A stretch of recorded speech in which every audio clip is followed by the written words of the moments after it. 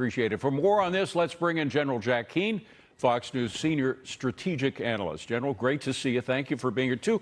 Two questions. I'll ask quickly and let you get into it. But first, after more than a month, it's so clear that the Iranians are just using their familiar stall tactics. What are we waiting for? That's the first one. Second, have we at least been able to gather more intel on where and what we hit and when we hit it from the past month? Yeah, well, David, we're 6 weeks in, to the ceasefire, which was supposed to only last for 2 weeks, and that was the deadline, and the Straits of Hormuz was supposed to be opened, and obviously that hasn't taken place. And I think we've looked at one deal after another, and any deal that's acceptable to the president has been very elusive here. I think we have given the Iranians plenty of time to make up their mind that they're really serious or not about making a deal. And they're not serious about it. No. What they are serious about is stringing this thing out, as you mentioned. That's a very accurate description of what has taken place and what is their strategy. They believe that if the longer this takes in terms of negotiations and promising in the future something better in terms of a deal, and then it doesn't really materialize, that is in their interest, because they believe the political and economic pressure on the president increases, particularly as you get closer to the midterms and oil prices begin to fluctuate some more. That's their strategy. Believe me, I don't think their strategy has anything to do with making a deal. And I think what they really have in mind is that they don't want the president for sure to return to combat operations. They would just like him to wash his hands of it and declare victory. And certainly that leaves them in charge. And even if we made a deal, let's assume they met all of our obligations in terms of a deal, we're going to have to finance their recovery, because they're going to want frozen assets removed to a certain degree to begin with, and then maybe later on based on behavior. And the same thing with sanctions. And what does that do? That means that we're going to deal with this regime for years to come. That was not the intent when we started this. We said we were going to weaken this regime so it would no longer be a predator in the region, certainly have a significant amount of ballistic missiles, which are a major threat in itself, a nuclear program, and support for the proxies. And we wanted to weaken the regime so it would be vulnerable to the resistance of its peoples, so damage it militarily and economically that it would be difficult for them to carry on. We were not physically changing the regime, but we were putting it on a pathway to collapse. If we cut a deal and give them the money to recover, that obviously sustains this regime. I think it's a gut punch for the Iranian people, and really it walks away from what our initial intent was here. We can accomplish all of what we started out to do.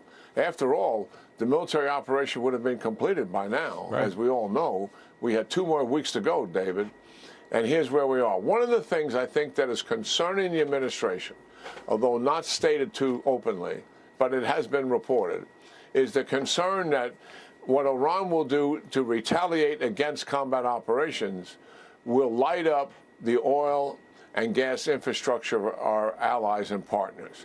Well, number one, they have been defending that quite successfully up to now. Two, if they needed additional help, I'm confident Admiral Bradley and his team would be more than happy to put together a defensive plan that would assist them, just like we have one for Israel, who asked us for help. So these things are doable. And the reality is, let's give some credit, if we go back to combat operations. To your point, David, we've had 6 weeks of gathering intelligence here on people, targets, and things. And what we are about to do is devastating, more significant than what we did in the previous weeks because of that reality. And give some credit to our military ability to retaliate quite effectively against Iran's ability to conduct these attacks that people are so worried about. We want to treat that capability rather significantly. Well, General, you and I both know that President Trump can be called a lot of things. He can't be called naive. He's not naive about the Iranians. He knows their stall tactics. He's called them out with the previous administration, and even recently he's called them out. Don't you think that it is inevitable that we go in for round 2? To me, it absolutely is. And we all know that President Trump is what I refer to as the backstop. He's not going to take a bad deal. He's not going to accept something that doesn't meet his objectives. My point is, I don't think there's any chance these guys are going to put something on the table. It's been 6 weeks. Yeah. That's going to accept it. And let's get on with what we need to do and finish this once and for all, with the reality that there are political issues out there. I'm not dismissive of them, that there are economic issues. Let's get it over with. Yeah.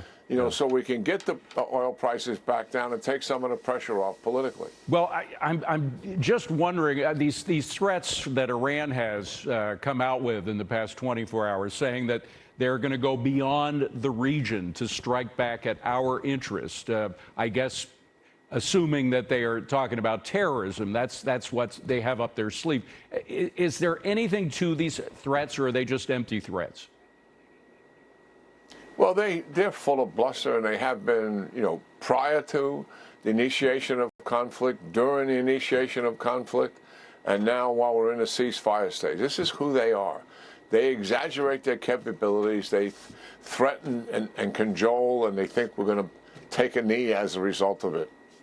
I mean, we see right through this. This has been the history of the regime.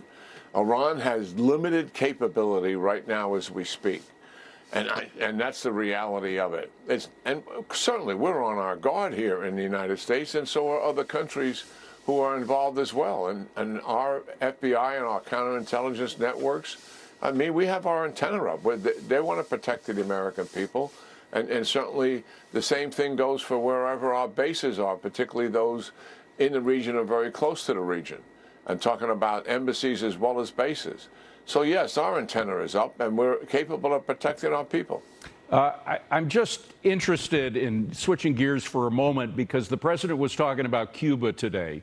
The indictment came out. The DOJ announced the indictment against Raul Castro, who's 94 years old, for murder charges, for which he could be executed, by the way. Is it conceivable? I mean, if in fact we get a non-communist government in Cuba, if what happened in Venezuela can be transplanted into Cuba, because they are desperate. No oil, no energy, a lot of their water sources are bad, et cetera. They are a desperate people right now. If we get a change in leadership there, what kind of relief would that be for the U.S. military and U.S. intel? Because they've been a thorn in our side, taking a lot of our energy for the past 67 years. Well, I think certainly that's the plan here. I don't see us doing anything militarily to Cuba, but we put them on the path to economic collapse by shutting off all of their revenue source, which is primarily the oil that they're getting into their country. That's a major thing that Venezuela was giving them. So we expect to see fractures and fissures inside that government, and certainly maybe even an appeal. To us from certain factions in it, who'd be willing to step up and take over, similar to what we were able to achieve with ousting Maduro, and then other people stepped up and we're working quite successfully with them, with the thought that eventually we will transition to what the people want, and so that's a government elected by them. But I think it would be a great thing. relief for the U.S. military, wouldn't it, in terms of not having to concentrate so much attention on that one island? Well, we don't have all that much military attention on there. I mean, obviously we have a base there in Guantanamo Bay, but Cuba is not a military threat to us. So we're not focused on it from a military perspective. Whole of government we are, to be sure. And what we're doing in the Western Hemisphere, dealing with Venezuela and cutting off their oil distribution to Cuba. But listen, what a sea change that would be. Oh, yeah. To see that happen, and what a thing it would be to the Cuban Americans in our country, yes, to be able indeed. to go back to a free and independent country in their lifetime. It'd be a wonderful thing to see. It would. It Then I'd would. love to see President Trump in Havana too. Yeah, that would be something. By the way, it would also would be probably mean the end of Danny Ortega, who's been a thorn in our side since 1979, and he's still the president of that country, although not willingly by the Nicaraguan people. General, I wish we had more time. Thank you so much. Really good talking to you. Yeah, great talking to you, David. As always, appreciate it.